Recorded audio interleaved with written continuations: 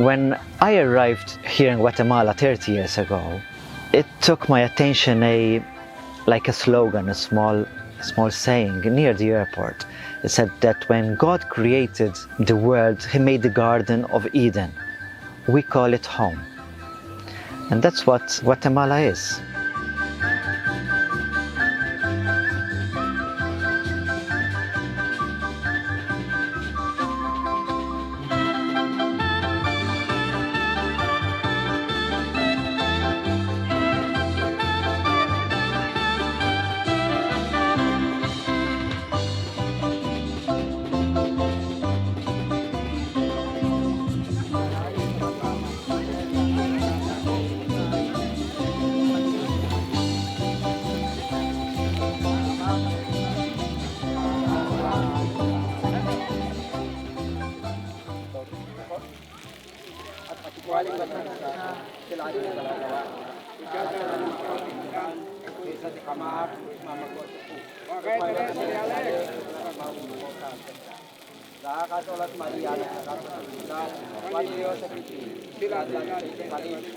How does it come? You finish up here in the middle of nowhere where there are so much difficulties.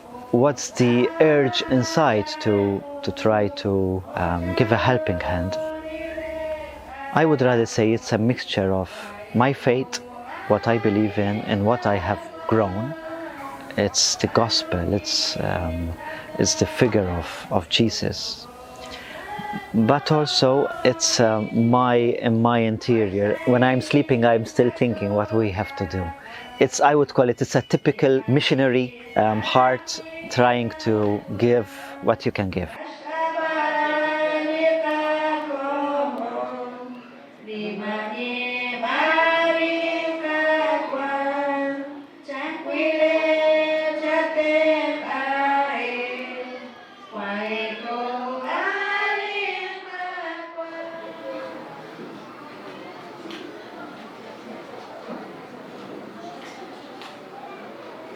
Ahora juntos vamos a rezar la oración que el mismo Jesucristo enseñó a sus apóstoles. Como ad cayo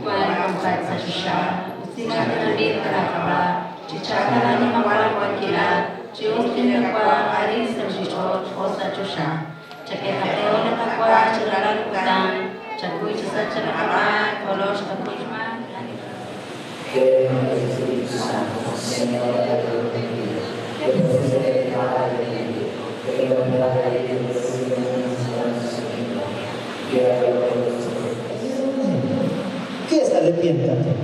Sacar lo malo. Cada vez que uno hay un bautismo, ¿qué se dice? ¿Renuncia a Satanás? ¿Y qué responde? Sí, renuncia.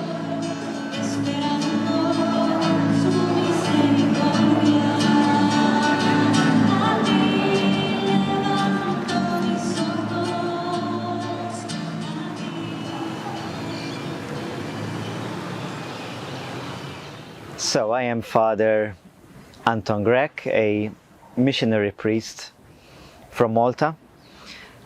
I've been in Guatemala for more than 27 years now.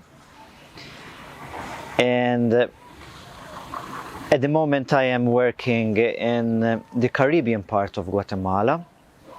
It's called Izabal. It's the main port for the Atlantic.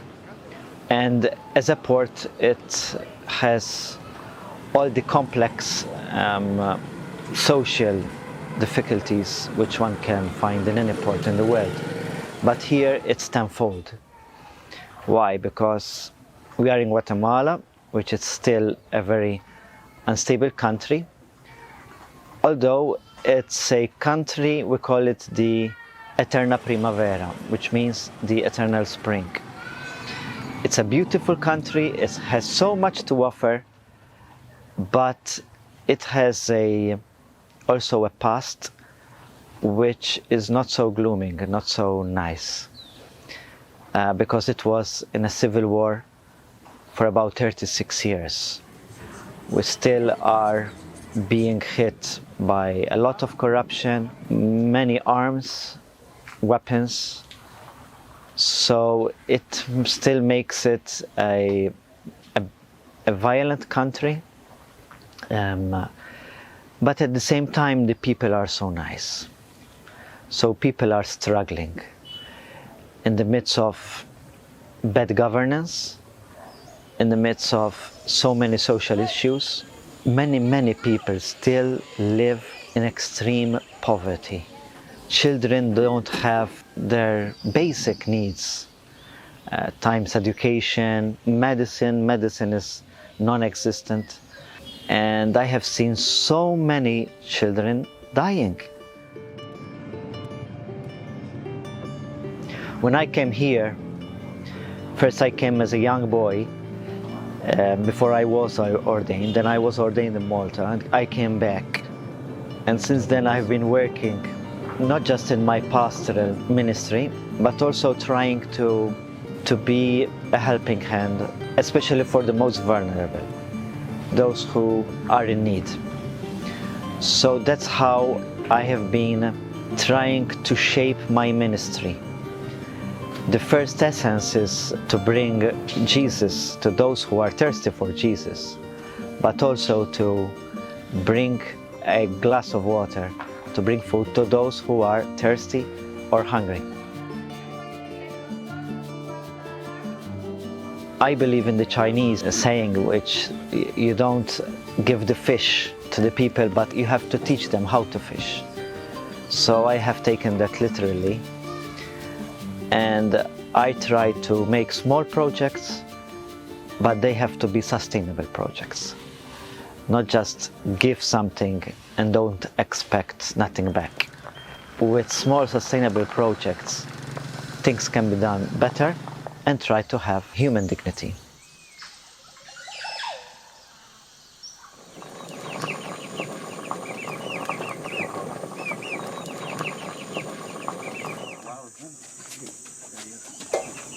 So today we have come to a faraway village, and generally when I visit the villages, donate clean stoves, because generally they use a lot of wood to cook, and the smoke really harms the women who are cooking.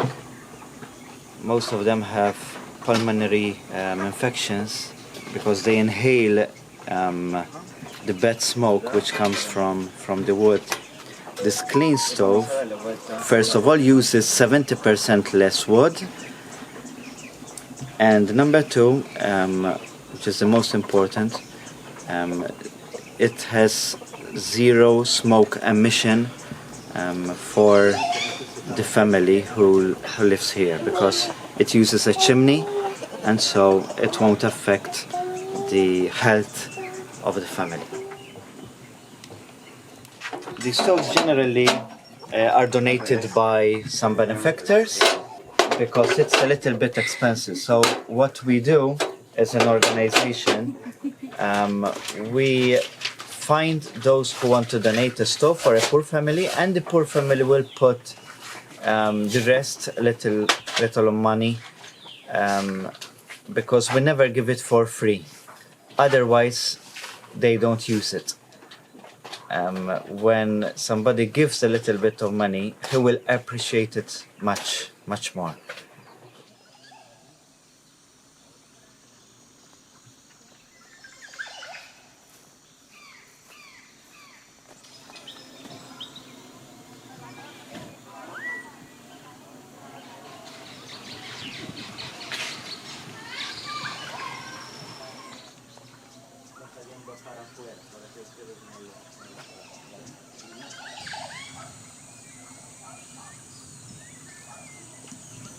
Here we are in the middle of the jungle in a very small community called Misszió Creek. At the moment we are helping this community to have their own chapel. We visit this village once every month. We have got 30 villages scattered around in the rainforest. So this is one of them, and we have to visit this village at least once every month. And when the priest is not here, the catechists, they open the church every day The community will have the presence of their faith. When the priest comes once a month, I celebrate Mass eventually here.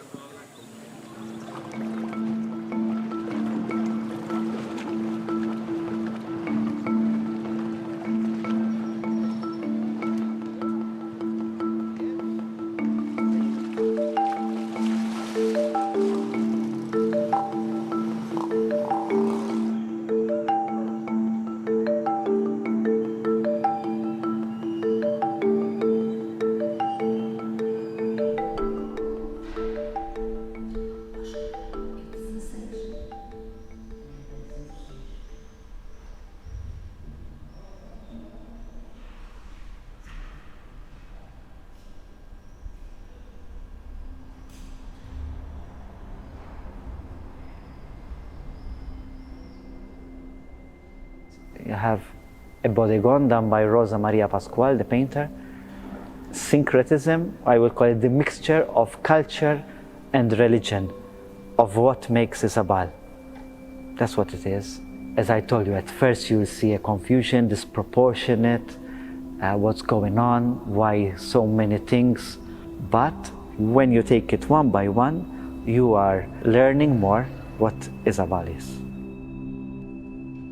Obviously, the main character is the Black Christ, which represents the Garifuna people who give it color to the culture, to Izabal. People here identify themselves with the crucified Christ because they are the crucified Christ, because they have been through so much sufferings. Near Jesus, there is a Mayan lady which represents the Virgin Mary. She's an indigenous representing the Mayan Kekchi of Izabal. She is wearing the type of clothes used during a festa, a feast. Her hands holding tight represents also the fate of this Mayan culture. There is another character who represents Saint John. Saint John was near the cross when Jesus died. The blessed Tullio Maruzzo representing Saint John because he is one of the people who have been killed during the Civil War when it was against the Catholic Church. He was killed just because he helped the poor and to intimidate all the Catholics during those times. In fact, when they killed him, they said killing a priest is killing the Catholic Church. There are the candles. If you count these candles, there are 18 candles, which represent the 18 catechists who are currently being brought to be blessed. Then around these main characters are all the things that would culturally say, oh, this is Isabel.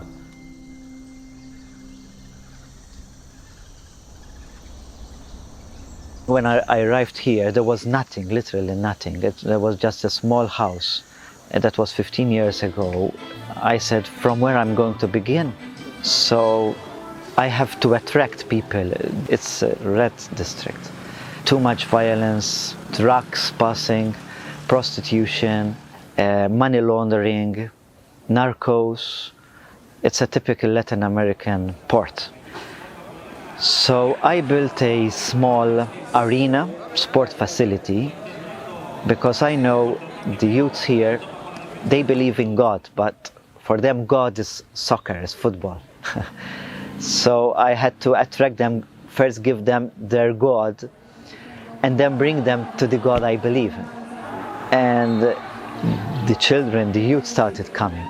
Thank God today we just not have only football, we have even roller skaters, and we have a world champion roller skater here. So that makes me feel so proud and so happy that things are functioning now. Well, the sports arena, it's about having another community in a community. So I think it's from where you have to start.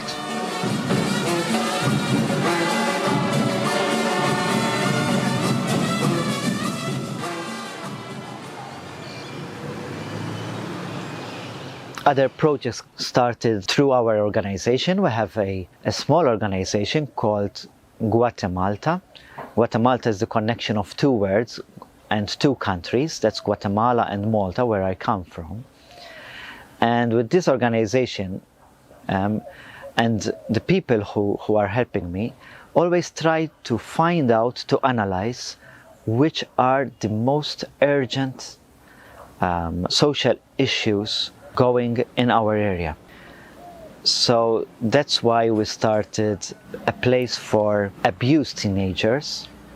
In Guatemala, there are just 2 homes for these adolescents who are pregnant, who have suffered from mental, physical, or sexual abuse. And so we started that to try to give a hope.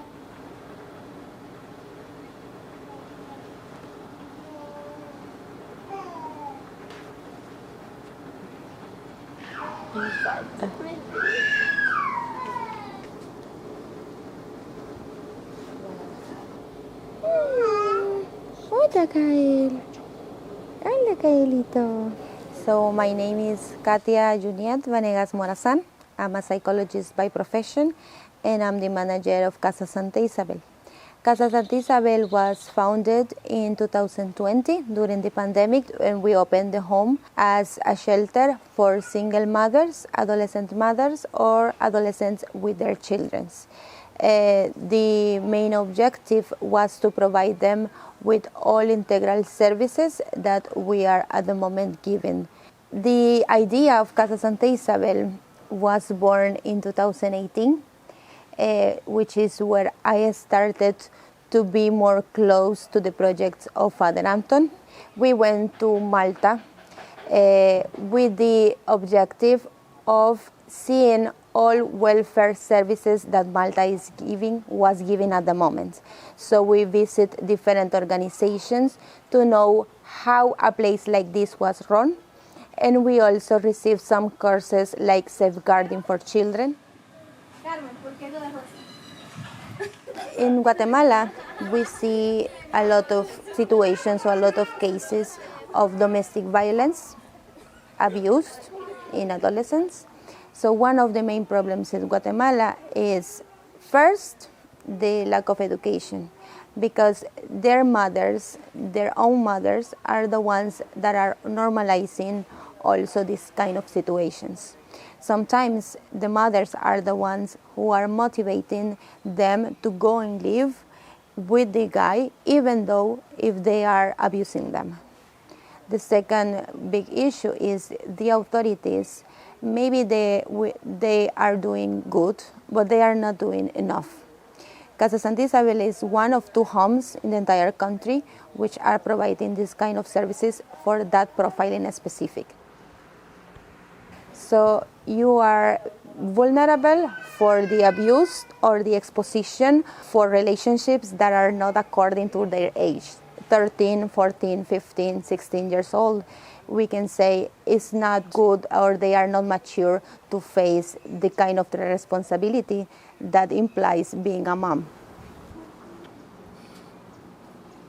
Pues nos tratan bien, pues la verdad es de que yo venía con un pensamiento y el poco tiempo que he estado acá, pues ha cambiado todo, nos dan lo que necesitamos, pues no, no es tan mal estar aquí porque aprendemos muchas cosas, aprendemos a ser responsables, puntuales, obedientes, ordenadas, nos tratan bien.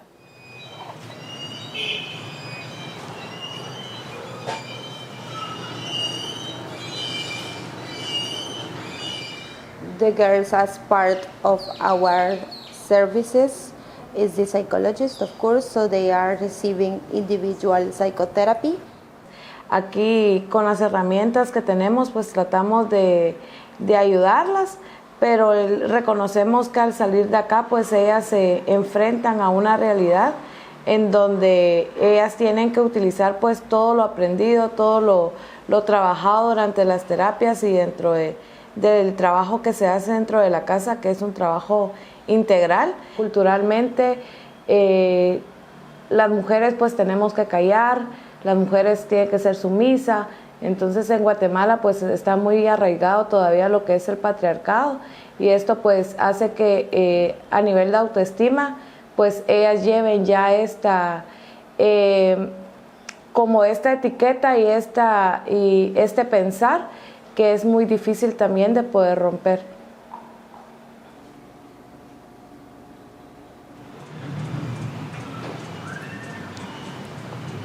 So here we have a 16 years old adolescent. She just gave birth last Thursday on February 29.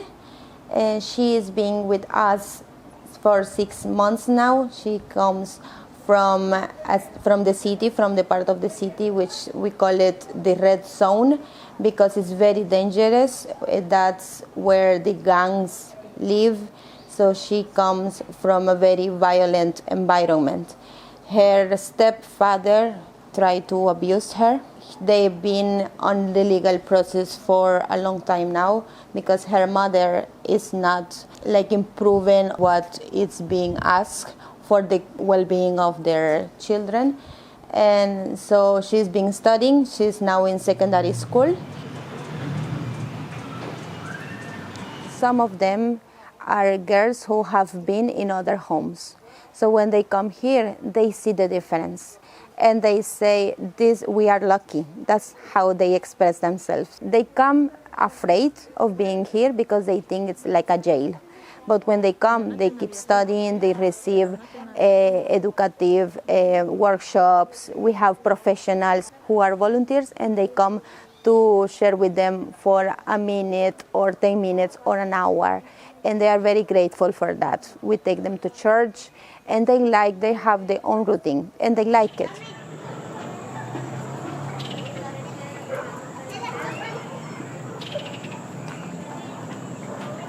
Mi nombre es Jamie Salazar, soy secretaria del Padre Anton Gregg en la parroquia Santo Hermano Pedro, y actualmente está desarrollándose un proyecto que es una clínica de atención oftalmológica con el fin de beneficiar a las comunidades pertenecientes a nuestra parroquia que no tienen acceso a la atención médica. Hay muchas familias que nunca han visitado un médico, pero a través de la parroquia, con los proyectos que se desarrollan, se ha podido beneficiar gracias a las visitas de médicos internacionales y también médicos nacionales que apoyan, ¿verdad?, a este proyecto viniendo a dar atención médica gratuita. Gracias a ellos pues también se puede llevar medicina a todas estas personas, que se obtiene gracias a la Orden de Malta, quien beneficia a la parroquia con donaciones.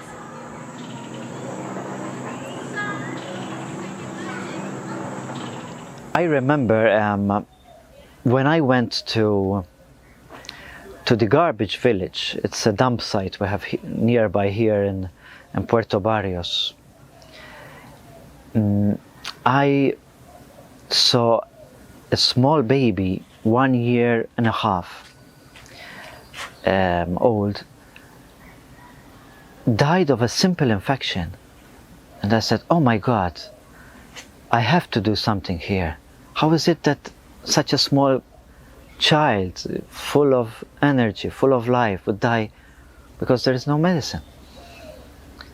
So that's why I feel I have to do something. We can't just go there and stay and just help once and go away. It will make no sense. That's why I have to do sustainable projects. Sustainable projects today have to be done with alliances, with NGOs, with people who believe in your philosophy of life. I would summarize everything with the word providence, because when I needed 2 cents, after one day I will receive 3 cents.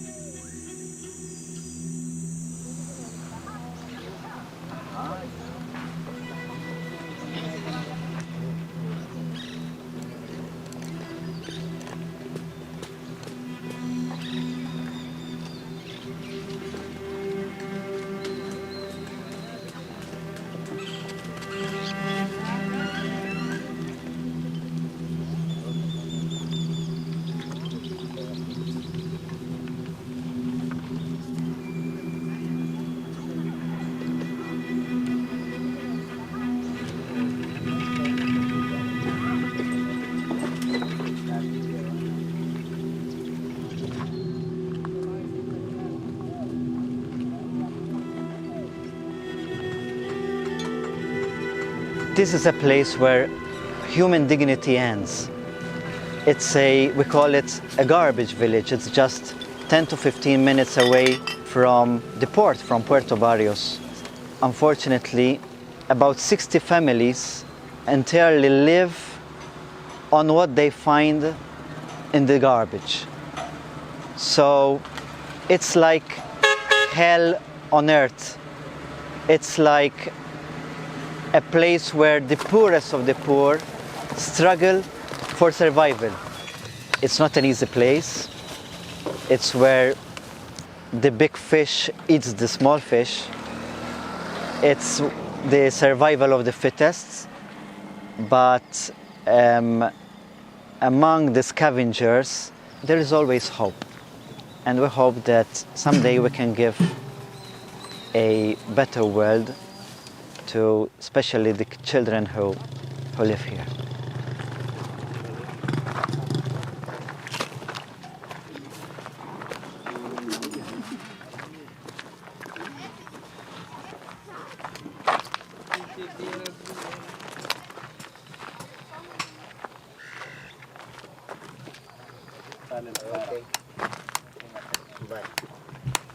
No se peinó ahí.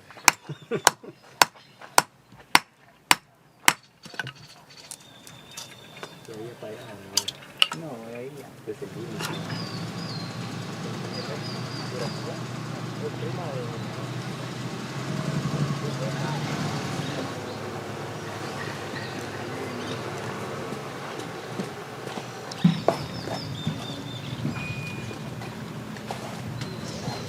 So among this confusion and all the fire and the garbage, we are trying to make a small construction and infrastructure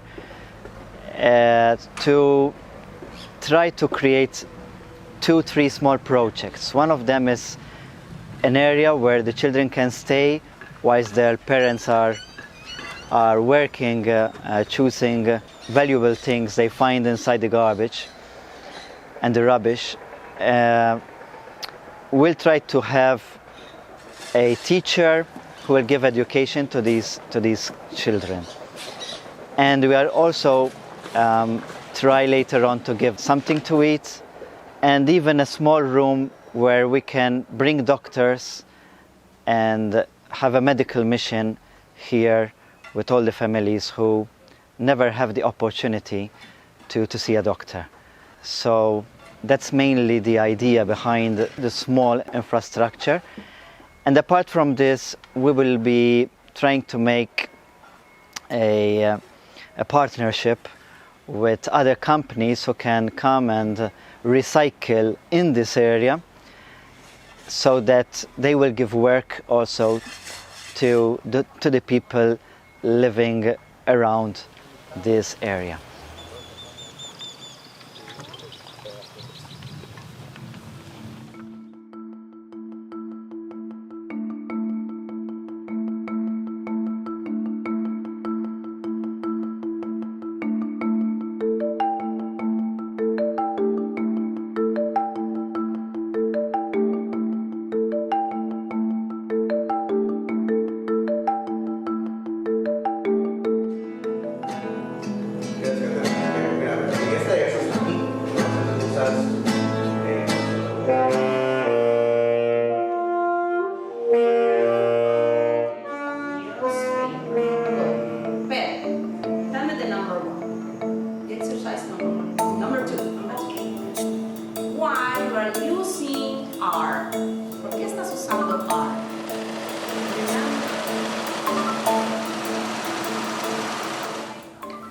We also have a small academy, and we try to sustain this even with a small TV station, which I wanted to reach in these peripheries. People here, they can be so small houses, hut, but if you go inside, you will always find a television. It's incredible. They can be the poorest, they won't have their basic things, but they will have a television. I try to find competent youths who believe in what we can do. I pay their education, thanks to many benefactors we have. And my pleasure is to see these youths getting things done as professional as they have to be. En este momento nos encontramos acá en los estudios de Stella Maris, que es el canal de Stella Maris, que prácticamente es un edificio donde se encuentra todo el equipo que se dedica a las comunicaciones dentro de Stella Maris. El canal Stella Maris nace en el 2016 por iniciativa del padre Anton, ya que él le surge esta idea bastante creativa de formar un canal acá en nuestro vicariato para que los jóvenes dedicaran su tiempo, para que los jóvenes dedicaran parte de un voluntariado a hacer obras, a también dedicarle el tiempo a producciones para distraerse un poco y también evangelizar a través de los medios de comunicación, ¿verdad? Stella Maris cubre lo que es el tema de la televisión de la localidad, pero también expandimos nuestra audiencia a través de las redes sociales, ya que evangelizamos en redes sociales. Pero no solamente evangelizamos, sino también realizamos actividades sociales con toda la comunidad, especialmente con jóvenes. Nuestro enfoque principal va en personas a partir de los 25 años en adelante y dedicamos proyectos sociales, como a veces en nuestro puerto o en todo Izabal hay catástrofes naturales. Nosotros también apoyamos a los deportistas, también a todas aquellas personas que se destacan en nuestra sociedad. También Stella Maris pues los impulsa a seguir creciendo. Como equipo de Stella Maris también nosotros nos enfocamos a recaudar fondos para estos proyectos que tiene el padre Anton, ¿verdad? Dígase Casa Santa Isabel, dígase los proyectos como el basurero de Piteros, también para ayudar a mucha gente que sufre, mucha gente que está vulnerable a sufrir, ¿verdad? Nuestro plan a futuro, a largo plazo, es de que el canal no solamente sea un medio de comunicación, sino que también haga producciones, ¿verdad? Que ya sea una casa productora que se dedique a hacer contenido para evangelizar a muchas personas, ¿verdad? Ya sea por medio del cine, de muchas producciones que se puedan llevar a cabo, ¿verdad?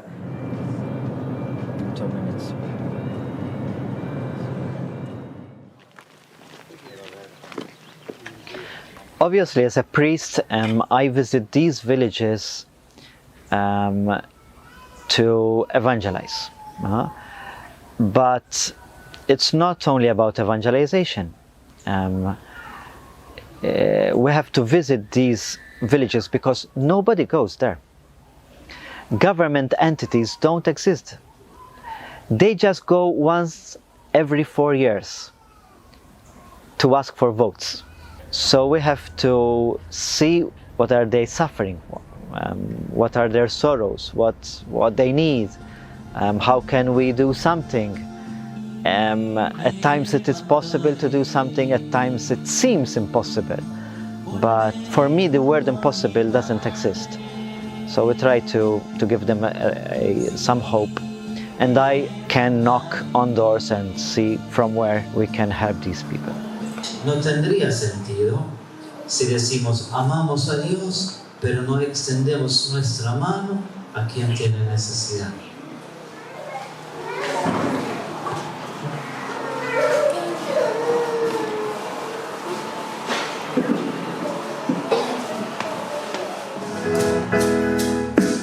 Gracias al sol y al labrador,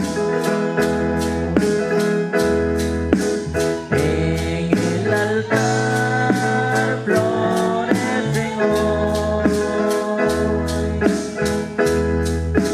las espigas, los racimos que presentamos a Dios. Este pan divino, Señor,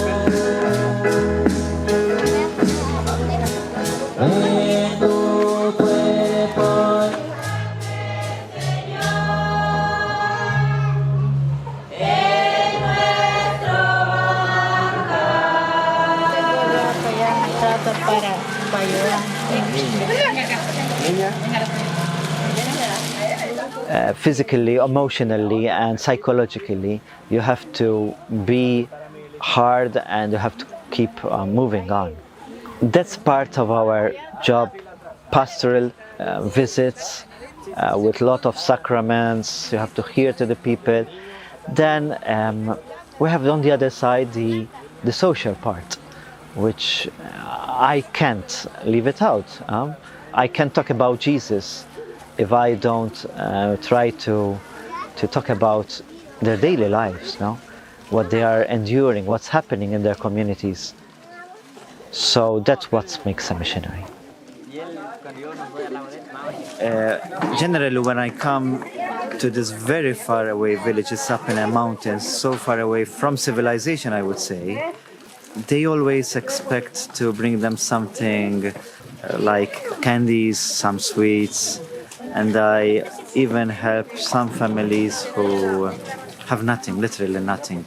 Here, children are very malnourished, their stomach at times is bloated, they have a lot of parasites. So at times we also bring doctors here to twice a year to make medical tests. So they expect, and it's nice too. When volunteers come here, they bring with them something, some treats, and they become so happy. I feel also happy for these kids.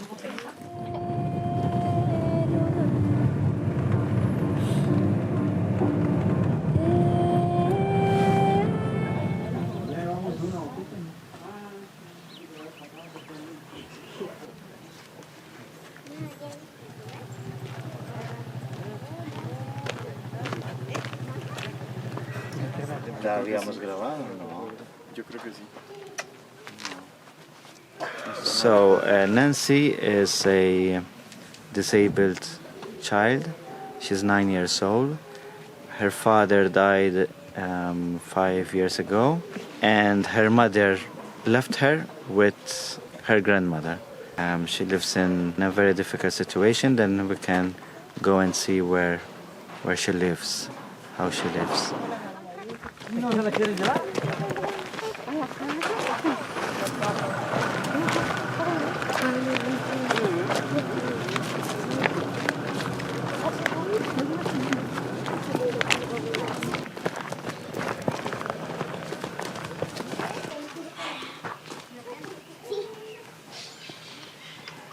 They live in a very poor situation, as you can see.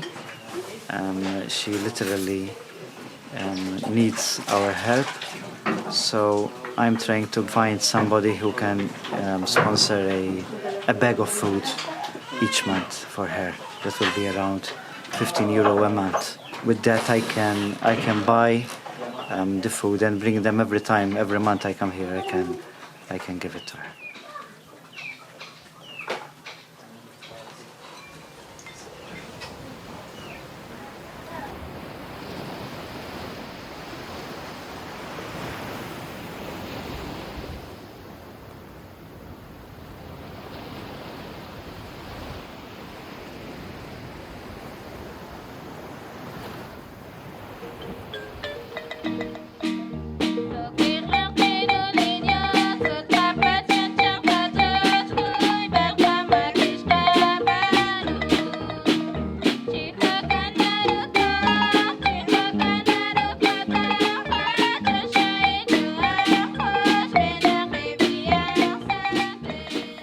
So when we say when America was discovered, it wasn't discovered at all. It already existed. It had its own culture. Unfortunately, when the first boats arrived here, they came with the sword and with the cross. The conquistadores, we call them, came to conquer, thinking that they would conquer these savages, and with them there was the cross trying to evangelize. Do indigenous people need to be evangelized? Well, that's a big question. I would try to put it with some symbolic way. Now, I would think that every culture has to try to get better with values. I would say that Christianity has got some values that could make a culture better.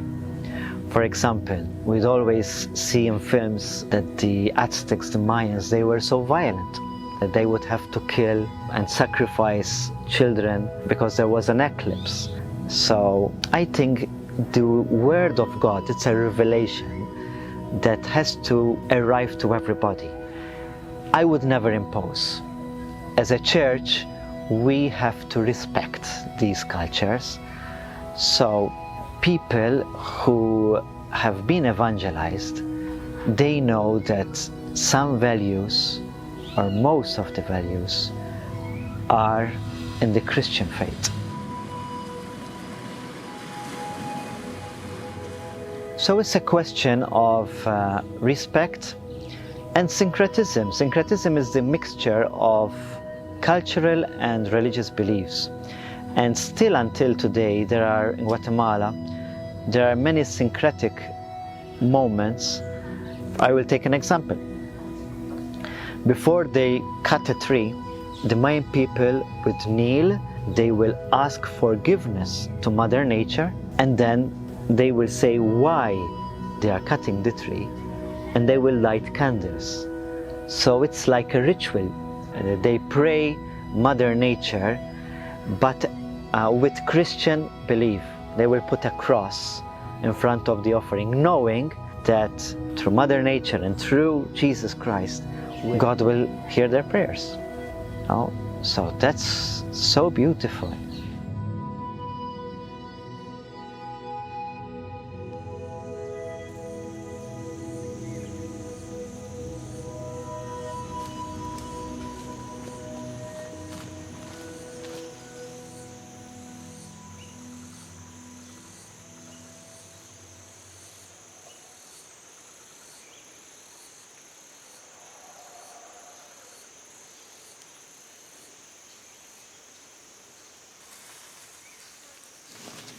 Sigue caminando. Qué bueno. We have been walking for the last 1 hour and a half.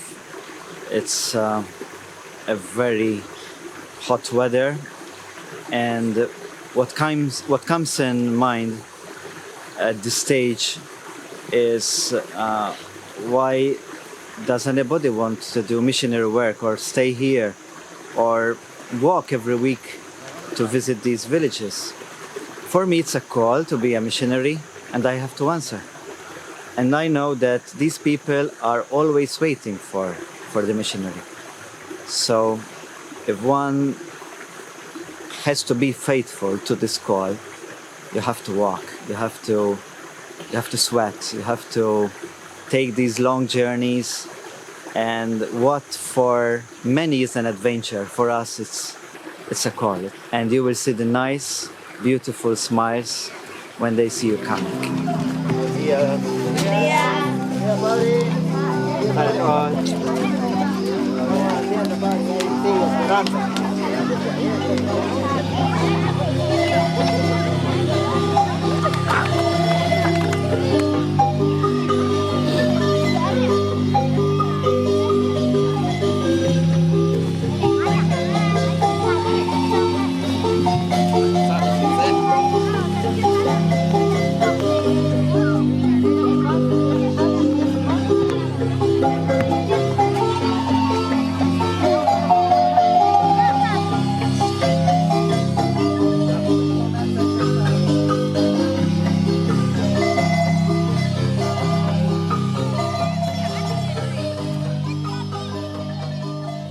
These Kekchi Mayan people, the word Kekchi means people who live in the dark, and that's how they survived for so many years, because they have come inside the jungle to survive.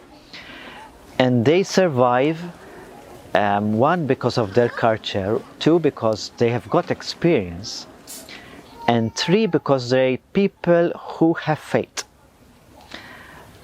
And I would say that the mixture of these virtues, faith, love and hope, are the mixture what makes these Mayan cakchis.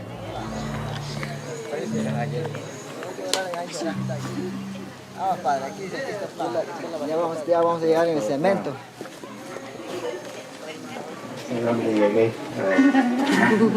Y ahora abre la puerta. Vamos a abrir la puerta. ¡Hola! ¡Hola!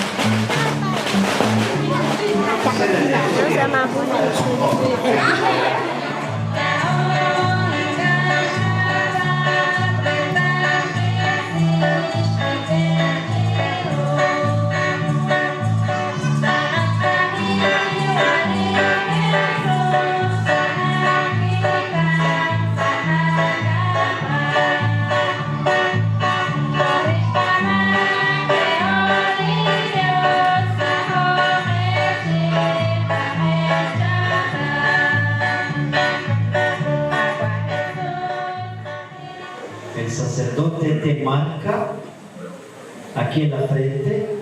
¿Por qué? Porque Dios, cuando Caín mató a Abel, a su hermano, Dios marcó a Caín con una señal en la frente. Guatemala is a country which is constantly changing. When I arrived in the 90s, to call home, I had to drive 1 hour away, then wait for 3 hours in a queue to get a call. Obviously that today we live in a global world and Guatemala is making so progress. But I would say I would rather don't see changes in our villages, in our Mayan cultures change, because what makes Guatemala are these people. And what would be if in 20, 30, 40 years they will lose their culture? I really hope that through globalization these things would not get lost. Unfortunately, Guatemala would lose its heart if these cultures, these beautiful cultures, would get lost. Because what makes Guatemala is the Mayan heart, is the Mayan culture. So let's hope these colors won't fade in 30, 40 years. And they will keep and sustain these bright colors as a main culture.